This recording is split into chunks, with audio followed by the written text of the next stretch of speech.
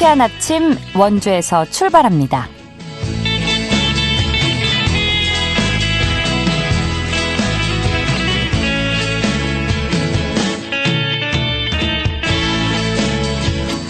여러분 안녕하십니까? 1월 21일 화요일 KBS 원주방송국에서 보내드리는 상쾌한 아침 원주에서 출발합니다.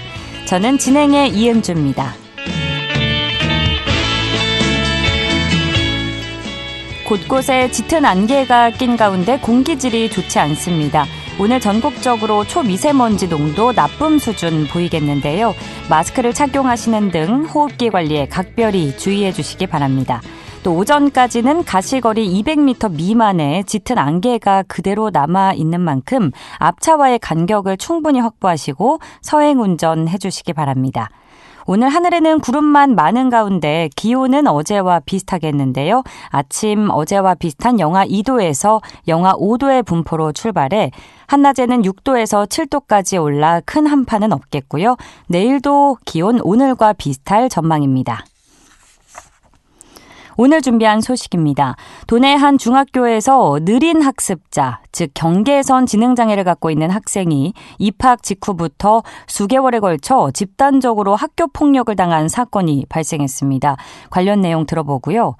밥상 공동체 종합사회복지관이 마을 주민 500명을 대상으로 설 명절 릴레이 행사를 진행하는데요. 리포터 코너에서 전해드립니다. 끝으로 취재기자 연결해 도내 주요 이슈 점검해보도록 하죠. 1월 21일 화요일 상쾌한 아침 원주에서 출발합니다.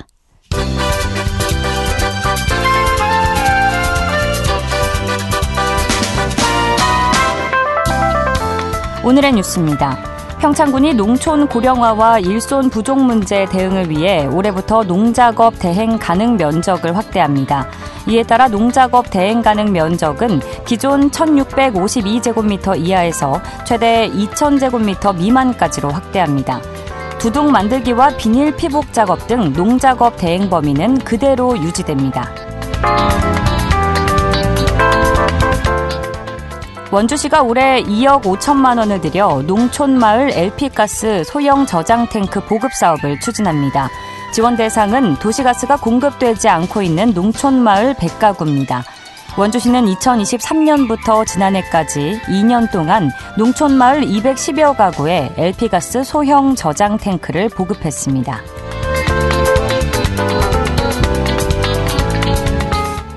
횡성군이 군용기 소음 피해 보상금 접수를 시작합니다.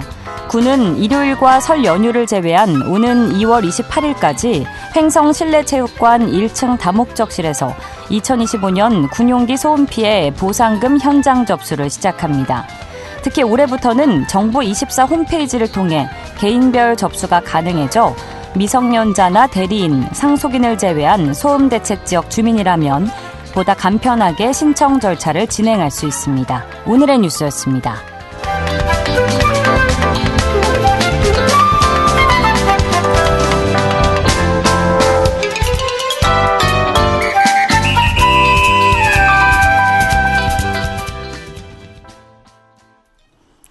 상쾌한 아침 원주에서 출발합니다. 함께하고 계십니다. 도내 한 중학교에서 느린 학습자, 쉽게 말씀드리면 경계선 지능장애를 갖고 있는 학생이 입학 직후부터 수개월에 걸쳐서 집단 폭행과 갈취, 또 동성 간 성추행 등 끔찍한 학교 폭력을 당한 사건이 수면 위로 드러났었는데요. 관련 내용을 사단법인 느린소리 최수진 대표와 짚어봅니다. 대표님 안녕하십니까? 네, 안녕하세요. 네, 먼저 이 경계선 지능장애란 어떤 정도의 장애를 의미하는지 알려주실까요? 네, 일단 경계선 지능인은 일반적인 지능에서 평균 이하지만 지적장애로 간주될 정도는 아닌 이들을 말합니다. 쉽게 말해서 장애와 비장애 사이의 경계에 있는 이들인데요. 우리가 알고 있는 IQ로 따지면 71에서 84 사이에 있는 이들을 말합니다. 그러면 이름 그대로 말 그대로 경계에 맞아요. 있어서 경계선 지능 장애라고 네네. 불리우는 거군요. 이 가해 학생들이 피해 학생에게 행한 가해 수준은 어느 정도였나요? 일단 이 친구 같은 경우에는 그 6학년 이전에는 경계선 지능인이었고 6학년 이후에 장애 등록을 받은 친구입니다. 네. 지능은 늘 변하기 때문에 장애가 될 수도 있고 경계에 있을 수도 있는 부분인데요. 예. 이 친구가 중학교 입학하고 3월부터 장애를 가지고 있다고 하면서 입에 담지 못할 언어폭력으로 조롱거리가 되었고 그것을 시작으로 집단 폭행, 집단 성폭행, 협박, 갈취 등 꾸준하게 학교폭력에 시달렸고 7월 초 이것을 인지한 부모가 학교에 알리게 되면서 그러니까 아이를 통해서 학교에 알리게 되면서 학교 측이 알게 되었습니다. 그렇군요. 이 경계선 지능장애, 즉 느린 학습자이긴 하지만 자신의 피해 사실에 대한 인지는 충분히 할 수 있었는지와 또 진술까지 가능한 부분이 있었는지 궁금합니다. 제가 이 친구를 2022년 경계선 지능인일 때부터 알고 지낸 친구인데요. 네. 이 친구는 집에서 인지적 훈련이나 학습적 훈련이 굉장히 잘 되어 있는 친구여서 충분히 의사소통이나 자기의 이야기를 할 수 있습니다. 다만 느린 학습자의 경우에는 뭔가 자기가 예측하지 못한 상황이라던가 긴장되는 상황일 때 그것을 충분히 얘기하는 부분이 조금 어렵기는 해요. 네. 하지만 의사소통이 가능했던 친구였습니다. 인지하고 소통을 할 수 있는 친구였다는 말씀이시죠? 맞습니다. 네, 다소 느린 부분이 있긴 하지만요. 네. 당시에 학교를 비롯한 교육당국에서 이 사실을 좀 알고 있었나요? 어느 정도? 학교 측의 입장에서는 알지 못했다. 그리고 심지어 장애가 있는지도 몰랐다라고 이야기를 하지만 아이들이 3월부터 장애가 있는 아이를 언어폭력을 하면서 장애가 있다, 지진하다 이런 표현들을 했는데 학교 측이 몰랐다는 게 저희 입장에서는 약간 의문이 드는 부분이 있고요. 네. 일단은 학교가 이번에 알게 된 경로는 이런 학교 폭력을 목격한 목격자가 자신의 집에 가서 부모님께 이야기를 하면서 그 목격자 부모님이 피해 학생 부모님에게 알리면서 시작이 되었고 이 피해 학생 부모님이 그 다음 날 아이가 학교에 가서 상담 선생님과 이야기하는 것을 그렇게 이야기를 해라라고 얘기해서 학교에서 알게 된 사건입니다. 그렇군요. 또 누군가에게 이야기하지 못하게 좀 두려움을 느끼게 피해 학생이 그런 얘기를 들었다는 부분을 봤는데 어쨌든 맞습니다. 여러모로 말하기 어려운 부분이 있었을 것 같습니다. 학교에서 먼저 충분히 좀 알 수 있는 정황들이 있었을 거란 생각은 드는데요. 학교와 교육당국의 미온적인 대처에 대해서 피해 학생 측 주장에 대해서 좀 구체적으로 설명을 해 주신다면요. 피해 학생 부모가 학교를 찾아가기 전에 이미 담임 선생님이 가해 학생과 피해 학생을 분리하지 않은 상태에서 특히 이 친구는 장애가 있음에도 특수교사나 상담교사 동행 없이 조사를 진행을 한 부분이 저희가 조금 문제가 되지 않을까라고 이야기를 하고 있습니다. 그러다 보니 되게 가해 학생과 같이 있던 피해 학생이 주눅이 들고 그러면서 특히 피해 학생이 계속 꾸준히 학교폭력에 노출이 되면서 아이들한테 욕을 한다던가 이런 부분이 있었던 거예요. 그 부분에 대해서 담임 선생님이 오히려 피해 학생에게 가해 학생한테 사과해라. 이런 좀 과정을 겪으면서 오히려 나중에 가해 학생이 쌍방을 주장하게 되는 계기가 됐습니다. 또한 성폭력 사안의 경우에는 네. 학교폭력 사안 절차에 따르면 경찰에 즉시 신고를 해야 함에도 인지한 이틀 뒤인 7월 19일에 경찰에 신고한 부분을 저희는 미온적인 태도로 보고 있습니다.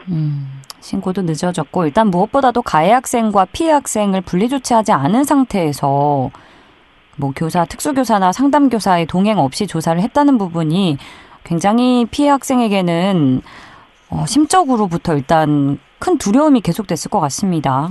네, 맞습니다. 현재 가해 학생들의 사과는 이루어진 상황일까요? 저희가 현재 지금까지 알기로는 사과를 하지 않은 것으로 알고 있습니다. 그렇군요. 지난 6일 10여 개 시민단체로 구성된 느린 학습자 인권보호 시민연대와 함께 이 사건을 마주하고 있는 이유에 대해서도 알려주실까요? 느린 학습자는 사회에서 보호받지 못하고 어떠한 제도권에서도 이들을 보호해주지 못하고 있습니다. 이들이 장애가 아니기 때문입니다. 이들을 위한 지원 체계나 안전망이 없는 상태에서 이들은 밖에 나올 수가 없는 상태입니다. 이들이 장애는 없지만 인지적, 학습적, 사회적으로 장애와 버금가게 어려움을 겪고 있기 때문에 이들 모두 우리의 자녀이고 이웃이기 때문에 이들을 위한 활동이 진행되어야 된다고 생각했습니다. 네, 비단 이번 사건만의 문제는 아니겠습니다만 장애 학생을 대상으로 하는 범죄 피해가 곳곳에서 적지 않게 발생하는 것 같은데요. 이런 범죄를 예방할 수 있는 방법과 또 범죄를 누군가가 주변에서 인지를 했다면 어떻게 좀 대처하고 도와줄 수 있는지 방법에 대해서 말씀 부탁드립니다. 네, 일단 이번에는 학교폭력이 이슈가 됐지만 느린 학습자나 장애가 이 세상을 살아가는 데에는 굉장히 많은 범죄에 노출되고 있습니다. 그렇기 때문에 이를 예방하고 대처하는 것이 무엇보다 필요한데요.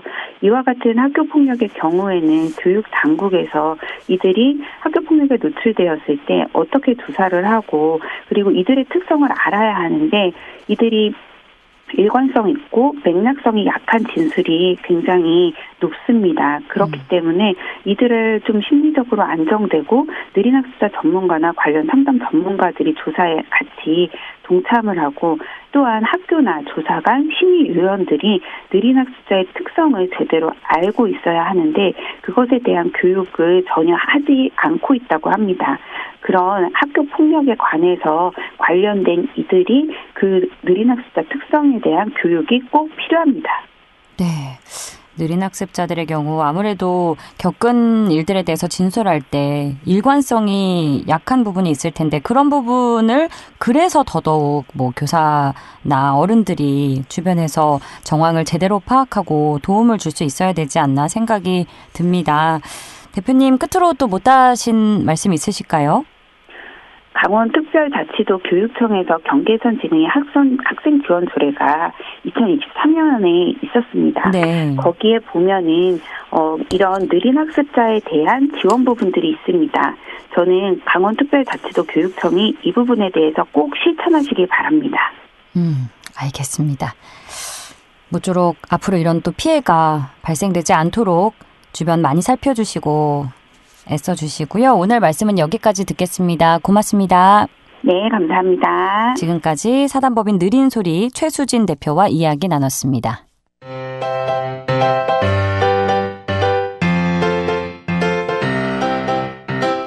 KBS 원주방송국이 유튜브 다시 듣기 서비스를 실시합니다.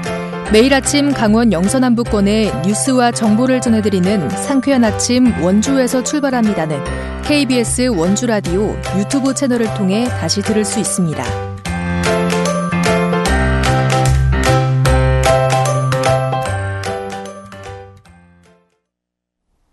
함께하고 계신 지금 시각 8시 45분 지나고 있습니다. 다가오는 설을 앞두고 밥상 공동체 종합사회복지관이 설 명절 릴레이 행사를 준비했는데요. 자세한 내용 리포터 현장에서 알아봅니다. 추인혜 리포터 함께합니다. 어서 오세요. 네, 안녕하세요. 네, 이번 설 명절 릴레이 행사는 명절에 소외되는 이가 없도록 마련된 행사라고요. 취지가 참 좋은데 어떤 행사인지 소개해 주시죠. 네, 찾아오는 가족이 없거나 혼자 지내서 매년 명절이 더 외로울 지역 주민들을 위해서 밥상 공동체 종합사회복지관이 매년 진행하는 행사입니다. 올해도 설을 맞아 지역 어르신들과 마을 주민들이 모여서 함께 즐길 수 있는 행사를 준비했는데요. 네. 가장 먼저 진행되는 행사는 내일인 22일 진행되는 행사입니다. 매년 어르신들의 반응이 가장 좋은 윷놀이 대회가 열리는데요. 네. 윷놀이 대회와 투어놀이, 제기차기 같은 전통 놀이 체험이 복지관에서 진행되고요. 또 스마트 기기를 통해서 현재 몸 상태를 처방하고 필요한 운동이 어떤 게 있는지 알아보는 리얼 PT, 인바디 등 어르신들 맞춤형 건강 프로그램도 준비가 됐다고 합니다. 매년 이 설명절 릴레이 행사에는 먼 동네에 사는 어르신들도 버스를 타고 복지관에 하나둘 모이기 시작해서 즐거운 놀이판이 펼쳐지는데요. 올해부터는 처음으로 강원 서부 보훈지청과 함께 보훈 대상 어르신들을 초청해서 함께 식사하는 행사도 준비됩니다. 복지관에서 떡국과 갈비, 잡채, 전 등 명절 음식을 나누고 식사하는 시간까지 준비가 돼서 어르신들이 명절 분위기를 물씬 느낄 수 있을 것으로 기대되는데요. 밥상공동체 종합사회복지관 하태화 관장에게 준비 상황 들어보겠습니다. 명절이면 더 외롭고 높게 지내시는 분들이 우리 주변에 많이 계시거든요. 그래서 저희가 올해 릴레이 행사 준비하면서 먼저 보훈 가족들 모시고 따뜻한 보훈 밥상을 마련을 했고요.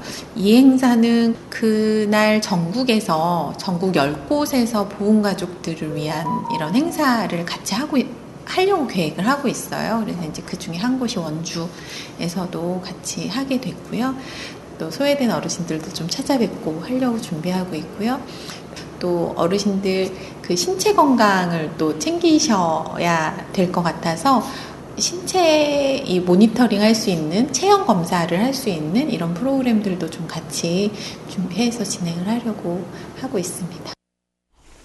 설 명절에 맞는 즐길거리를 어르신들이 모여서 함께 할 수 있어서 뜻깊은 행사인 것 같아요. 또 복지관에서 가까운 원인동 마을관리소에서도 행사가 진행된다고요? 네, 이날 행사는 밥상공동체 종합사회복지관과 원인동 마을관리소 두 곳에서 진행이 되는데요. 네. 원인동 마을관리소에서는 이 소속 경로당 6곳의 어르신들이 함께 모여서 만두를 빚습니다. 이 복지관에서는 어르신들이 과연 만두 빚기를 좋아할까 걱정을 했는데 어르신들은 함께 모여 만두를 빚으면 옛날 생각이 날 것 같다고 벌써 참가의 뜻을 보이는 어르신들이 많았다고 합니다. 네. 내일 원인동 마을관리소에서 어르신과 또 주민들이 모여서 이 만두 빚기를 진행하고 이날 빚은 만두는 명절을 혼자 보낼 지역의 1인 단독 가구 어르신과 지역 주민 총 140여 가구에 직접 전달까지 할 예정입니다. 또 이어서 1월 23일에는 강원지방우정청과 함께 후원금 전달식과 어르신들의 배식 봉사가 진행되고요. 1월 29일 설날 당일에도 혼자 보내야 하는 어르신들을 위해서 복지관 문을 여는데요. 설명절 당일에 이 복지관을 찾으면 차례상 차리기와 세뱃돈 나눔 같은 릴레이 설 행사를 즐길 수 있습니다. 명절을 혼자 보내야 하거나 꼭 그렇진 않더라도 지역의 주민들과 함께 명절 분위기 즐기고 싶은 분들은 내일을 시작으로 설 연휴 기간 동안 이번 설 명절 릴레이 행사 함께 해보시면 좋겠습니다. 밥상공동체 종합사회복지관 하태화 관장 이야기 들어보겠습니다. 반응 너무 뜨거워요. 저희가 윷놀이 같은 경우에는 사전에 미리 접수를 받았는데 접수 열리자마자 1시간 안에 마감이 돼서 그날 아주 치열할 것 같습니다. 저희가 9시 반부터 2시까지 진행을 하고요. 전통놀이 하고 건강체험도 하시고 또 식사도 하시고 선물도 받으시고 이렇게 하실 수 있게 알차게 준비하고 있습니다. 주민분들은 행사 당일에 오셔서 체험부스 함께 참여해 주셔도 좋고요. 또 그날 후원과 봉사로도 함께 해주실 수 있습니다. 많이 오실 거 예상하고 저희가 잘 준비하고 있겠습니다. 여기에 더해서 주민들의 참여를 기다리는 부분이 있다고요? 네, 꼭 어르신뿐 아니라 마을 주민들도 이번 설명절 릴레이 행사에 참여할 수 있는데요. 네. 내일 진행될 행사에 배식 봉사와 체험 프로그램 진행을 도울 지역의 자원봉사자 주민들을 기다리고 있습니다. 식사 나눔과 설명절 프로그램 진행을 돕고 싶은 분들 계시다면 복지관으로 연락해 이번 릴레이 행사 함께 해보시면 좋겠습니다. 네, 지역 어르신들의 명절이 쓸쓸하지 않게 다채롭게 행사가 구성이 됐는데요. 이번 행사를 통해서 어르신들께서 즐거운 추억 많이 쌓으시면 좋겠네요. 오늘 소식도 고맙습니다. 추인혜 리포터였습니다. 네, 감사합니다.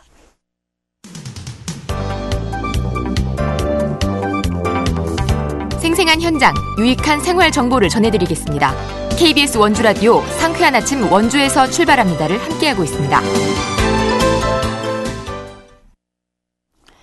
8시 51분입니다.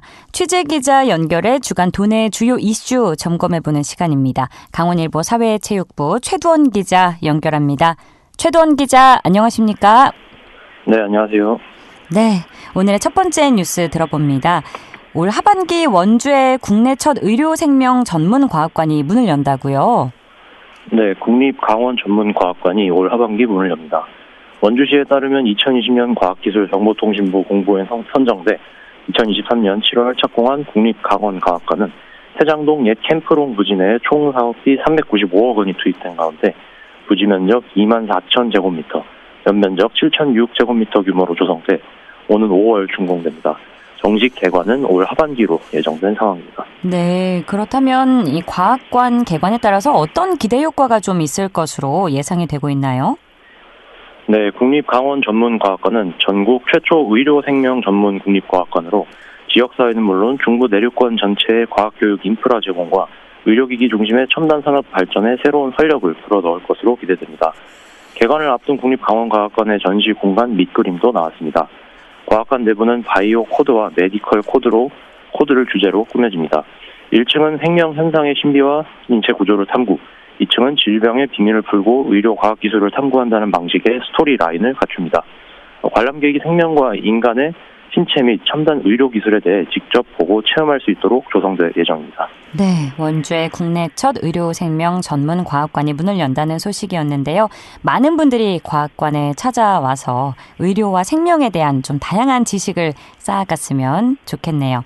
자, 이어서 횡성 소식 들어봅니다. 횡성의 주민들의 활동 공간으로 활용될 꿈틀 어울림센터가 다음 달에 개관할 예정이라고요? 네, 그렇습니다. 횡성 지역 주민들의 다양한 활동 공간으로 활용될 꿈틀 어울림센터가 오는 3월 개관합니다. 횡성구는 횡성읍 만세공원길 31원에 101억 4천여만 원을 들여 신축한 꿈틀 어울림센터를 준공하고 운영 등 세부 계획을 마련 중입니다. 센터는 지상 2층, 연면적 1288제곱미터 규모로 1층에는 어린이 실내 놀이터, 수유실, 무인 카페, 이벤트실, 사무실 등이 들어서고 2층에는 열린 스튜디오, 어울림 활동실, 공예실, 휴게실, 야외 공간이 갖춰집니다. 횡성구는 지난해 1월 한국농어촌공사와 어린이 특화 체험장, 꿈틀 놀이터 조성을 위한 업무 협약을 체결해 본격 공사에 나서 지난해 10월 건축을 마쳤고 현재는 인테리어 작업을 진행 중입니다. 센터를 지경할 예정인 횡성구는 꿈틀 어울림센터 운영관리 조례를 제정하고 3월부터 시범 운영을 할 방침입니다. 네, 많은 횡성 주민들이 이 꿈틀 어울림센터를 이용해서 앞으로 의미 있는 공간으로 자리 잡기를 바라겠고요. 다음으로는 평창 소식입니다. 평창군이 내과와 외과 전문의를 추가로 채용해서 보건의료원의 서비스를 강화했다고요? 네, 평창군이 공공의료 서비스 강화를 위해 보건의료원의 내과와 외과 전문의를 추가로 채용했습니다. 평창군 보건의료원은 신규로 채용된 내과, 외과 전문의가 1월부터 진료를 시작했다고 지난주 밝혔습니다. 이로써 평창군 보건의료원은 신규 채용된 내과, 외과 전문의를 비롯해 가정의학과, 소아청소년의학과, 직업환경의학과, 정신건강의학과, 응급과학의학과, 한의과, 치과 등 다양한 진료 과목의 전문 의료진들이 상주하여 지역 주민들에게 전문적인 의료 서비스를 제공할 수 있게 됐습니다. 또 내과, 가정의학과, 외과 등 전문의가 충분히 확보돼 오는 3월부터는 시범 사업으로 거동이 불편한 1, 2, 3 요양 등급 환자를 위한 방문 진료도 실시할 계획입니다. 네. 강화된 공공의료 서비스를 바탕으로 좀 평창 국민들의 삶의 질이 한층 더 향상되기를 바라겠습니다. 자, 끝으로 영월 소식 들어보죠. 영월군이 귀농 귀촌인 대상 지원을 확대하고 나섰다고요? 네, 영월군이 귀농 귀촌인을 대상으로 일자리를 지원하는 등 적극적인 인구 유입에 나섰습니다. 영월군은 영월 지역 내 귀농 및 귀촌인이 하루 4시간 근무하면 6만 원을 지급하는 등 연중 총 40일간 인건비를 지원하는 지역 상생기 일자리 지원 정책을 시행합니다. 귀농 귀촌인들의 안정적인 생활을 위해 장판과 도배, 싱크대, 난방시설, 누수, 보수 등을 할 수 있는 주거 환경 개선 비용도 최대 300만 원까지 지원할 계획입니다. 이 밖에 도시민들의 적극적인 이주를 위해 새 보금자리를 조성하면 건축 설계비 200만 원과 이사 비용 70만 원도 지원합니다. 한편 영월에는 귀농 귀촌인들이 꾸준히 늘고 있습니다. 지난 2019년부터 2023년까지 5년간 귀농 447명과 귀촌 6,342명 등 총 6,789명이 전입해 해마다 평균 1,358명이 영월에 정착했습니다. 네, 오늘도 알찬 소식 고맙습니다. 네, 감사합니다. 지금까지 강원일보 사회체육부 최두원 기자였습니다. 1월 21일 화요일에 전해드린 순서 여기까지인데요. 저희 개인 사정으로 내일부터 31일까지는 박다현 진행자가 여러분과 함께합니다. 많은 관심 부탁드리고요. 저는 2월에 다시 찾아뵙겠습니다. 지금까지 진행의 이은주였습니다. 여러분 좋은 하루 보내세요. 고맙습니다.